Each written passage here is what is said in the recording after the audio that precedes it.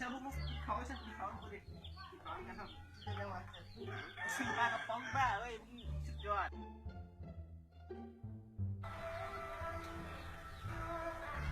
ไงกันนะ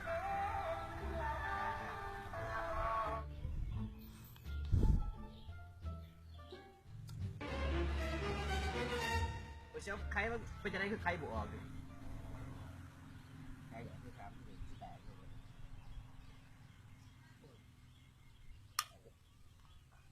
ใครบ่ไรแบบใครบ่ไรเบิ้งขอได้บ้างนะใครเนี่ยเฮ้ย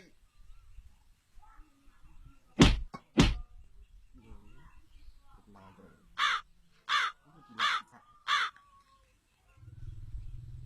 เบิ้งกูสิไปเอาความหนักได้ก่อนนะ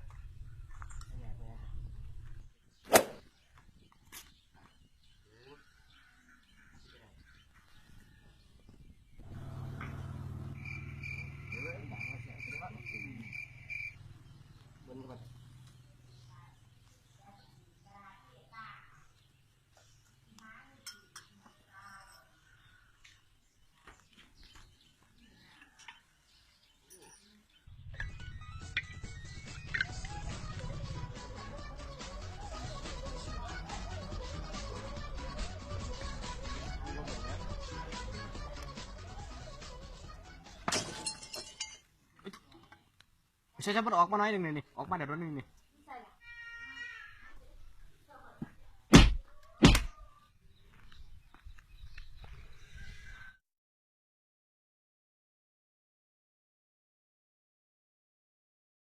เห็นแมนยังวะ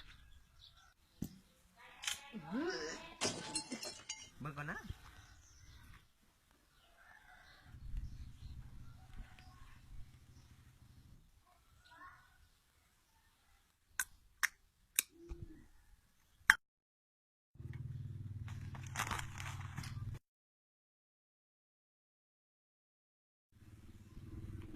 ไอ้จะเฮ้ยยังไงเนี่ยเนี่ยเรื่องถ่ายคลิปถ่ายคลิปจะเป็นมันแม่นถูกป่ะอันเด็กก๊อกมันอ้าวโอ้ยโทษเด้อ